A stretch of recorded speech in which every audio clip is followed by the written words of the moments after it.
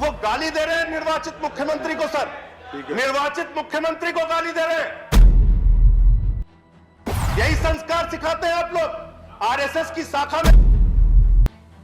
सीखो कुछ अरविंद केजरीवाल से, बुला के बैठा लिया करो साथ में, कुछ सिखा देंगे बजट कैसे बनता है, शिक्षा पे, स्वास्थ्य पे, बिजली पे, पानी पे।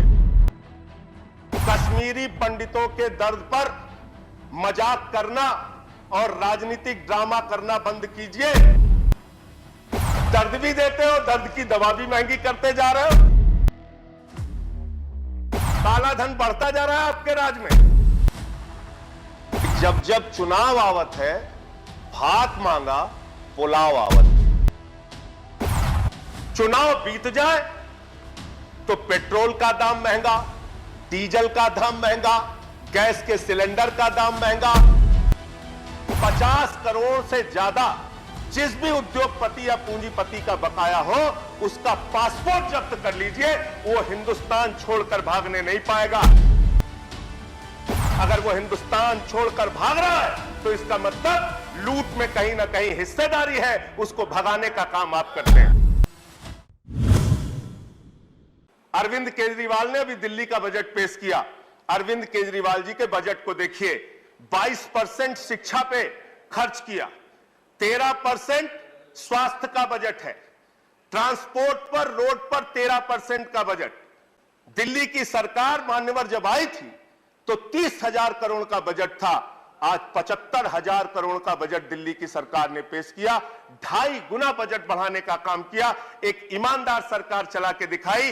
अरविंद केजरीवाल जी को गाली गलौज करना छोड़ दो, इनकम टैक्स अफसर है, बुला के बैठा लिया करो साथ में, कुछ सिखा देंगे बजट कैसे बनता है, शिक्षा पे, स्वास्थ्य पे, बिजली पे, पानी पे। और बिजली पे मान्यवर जिस पे सबसे ज्यादा हल्ला मचाते हैं लोग कि अरे दिल्ली वाले तो फ्री बिजली पा रहे हैं, फ्री बिजली पा रहे हैं, फ्री बिजली पा रहे हैं। बिजली का बजट मालूम है आपको? मात्र 4%। मात्र 4% बजट में दिल्ली की जनता को हम लोग 300 यूनिट बिजली फ्री देने का काम करते हैं। सीखो कुछ अरविंद केजरीवाल से, सीख लो आप लोग। और आप लोग क्या करते हो? फिल्म के पोस्टर पे राजनीति कर रहे हो, फिल्म के पोस्टर पे राजनीति कर रहे हो। मैं तो मान्यवर आपके जरिए इनसे मांग करना चाहता हूं, कश्मीरी पंडितों के दर्द पर मजाक करना और राजनीतिक ड्रामा करना बंद कीजिए और इस बजट में प्रावधान कीजिए कि कश्मीरी पंडितों के पुनर्वास के लिए कम से कम 20,000 करोड़ रुपए आपकी सरकार खर्च करेगी। प्रावधान कीजिए। और मैंने तो प्रस्ताव रखा था, सारे सांसद अपने 1 साल की निधि कश्मीरी पंडितों के पुनर्वास के लिए लगाएं। आप राजनीति कर रहे हैं और यहां विनय सहस्त्र बुद्धे साहब बैठे हुए हैं। आपकी भाषा सुनता हूं, मैं बड़ा प्रभावित होता हूं सर आपसे। आपकी भाषा सुन के मैं बड़ा प्रभावित होता हूं। आदरणीय शुक्ला जी बैठे हैं। अरे थोड़ा ये भाषा, ऐसे बोलने की भाषा अपने नेताओं को सिखाइए। खत्म कर रहा हूं सर। हो गया। इनके प्रदेश अध्यक्ष भारतीय जनता पार्टी, ऐसे नहीं, यही संस्कार सीखते हैं आप लोग। वो गाली दे रहे हैं निर्वाचित मुख्यमंत्री को। सर, निर्वाचित मुख्यमंत्री को गाली दे रहे हैं। यही संस्कार सिखाते हैं आप लोग। आरएसएस की शाखा में यही संस्कार सिखाया जाता है। 3 बार के लोकप्रिय मुख्यमंत्री को गाली दी जा रही है सर।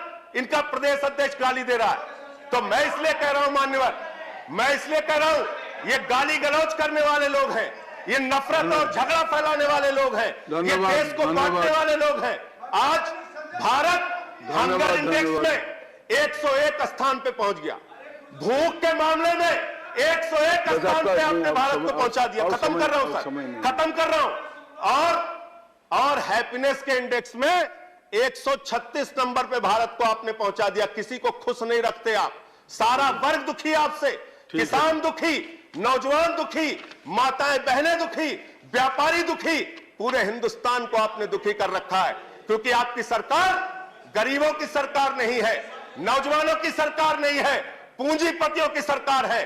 कॉर्पोरेट टैक्स आप खत्म करते, कम करते हो, 25% से लगाते 22%, कर्मचारियों का टैक्स कम नहीं करते। आप उनको राहत नहीं देते। श्री सपन दास गुप्ता जी, पूंजीपतियों की सरकार चला रहे हो। मान्यवर, मैं अवध के क्षेत्र से आता हूं, सुल्तानपुर से, उत्तर प्रदेश के, और वहां के अवधि के एक बड़े अच्छे कवि हुए रफीक सादानी साहब। उन्होंने अवधि में एक लाइन लिखी कि जब जब चुनाव आवत है भात मांगा पुलाव आवत है।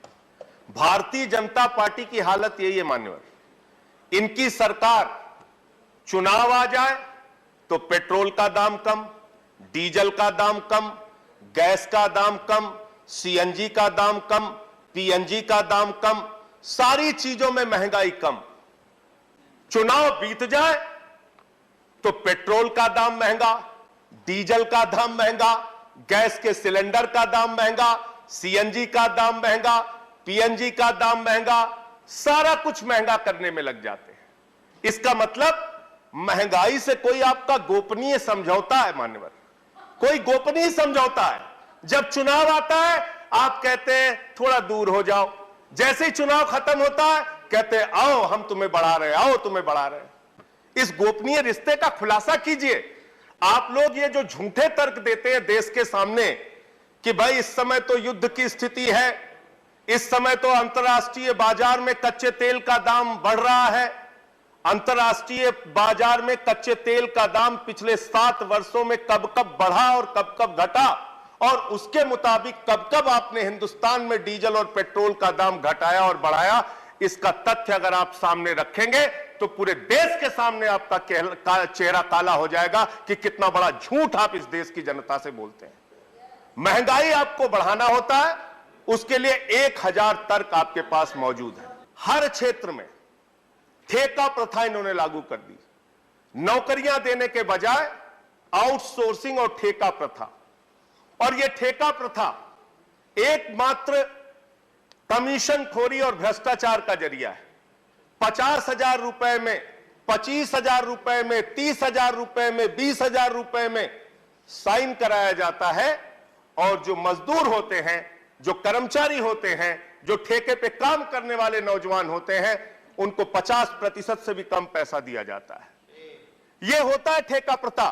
ठेका प्रथा एक गुलामी प्रथा है मान्यवर, इसलिए जो ठेका प्रथा पे लगे हुए लोग हैं उनको रेगुलराइज कीजिए, और इस ठेका प्रथा के जरिए हिंदुस्तान के तमाम सरकारी डिपार्टमेंट्स के अंदर जहां दलितों के लिए आरक्षण है, जहां पिछड़ों के लिए आरक्षण है, हमेशा से आपकी दलित और पिछड़ा विरोधी जो मानसिकता है उसके कारण से आप इस ठेका प्रथा को बढ़ावा दे रहे हैं। इससे आदिवासियों का, दलितों का, पिछड़ों का आरक्षण धीरे धीरे करके सारे विभागों में आप खत्म करते जा रहे हैं। दूसरी बात मान्यवर, काला धन की बात अगर हम कर लें, आप ढिंडोरा पीटते थे 300 लाख करोड़ काला धन आएगा, 50 लाख करोड़ काला धन आएगा।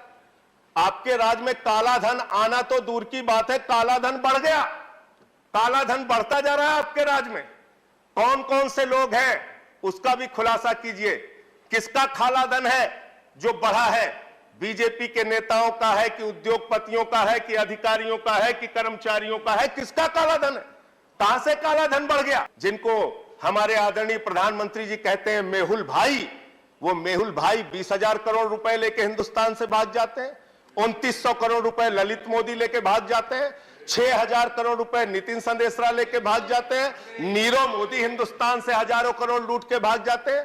तो मैंने तो इस प्रस्ताव दिया था, और आज इस सदन में आपके माध्यम से माननीय मैं कह रहा हूं कि 50 करोड़ से ज्यादा जिस भी उद्योगपति या पूंजीपति का बकाया हो उसका पासपोर्ट जब्त कर लीजिए।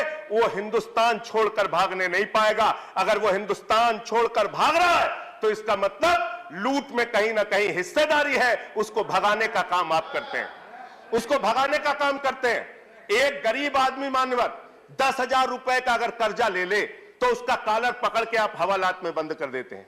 एक किसान अगर 20,000 का कर्जा ले ले उसका कॉलर पकड़ के आप उसको जेल में बंद कर देते हैं। लेकिन 20-20 हजार करोड़ रुपए, 10-10 हजार करोड़ रुपए विजय माल्या लेके भाग गया, आज तक वो हिंदुस्तान नहीं आ पा रहा है। 130 करोड़ की आबादी वाले मुल्क का शिक्षा का बजट मात्र 2%, 130 करोड़ आबादी वाले मुल्क का स्वास्थ्य का बजट मात्र 2.3%। अभी एक खबर आई है मान्यवर, 1 अप्रैल से 800 दवाओं का दाम आप बढ़ाने जा रहे हैं। 800 दवाओं का 10.5%, 10.7% 800 दवाओं का दाम आप बढ़ाने जा रहे हैं। और उसमें तमाम दर्द की दवा है, पैरासिटामॉल जैसी दवा है। तो आप अशिक्षा से दर्द देते हैं, स्वास्थ्य की बदहाली से दर्द देते हैं, बेरोजगारी से दर्द देते हैं, किसानों को दर्द देते हैं, माताओं बहनों को दर्द देते हैं। अरे कम से कम दर्द की दवा तो सस्ती कर दो, दर्द की दवा भी महंगी करते जा रहे हो, दर्द भी देते हो, दर्द की दवा भी महंगी करते जा रहे हो। तो मान्यवर, मैं तो इनसे यह कहना चाहता हूं कि आपने नारा दिया है सबका साथ सबका विकास, तो सबका साथ लीजिए।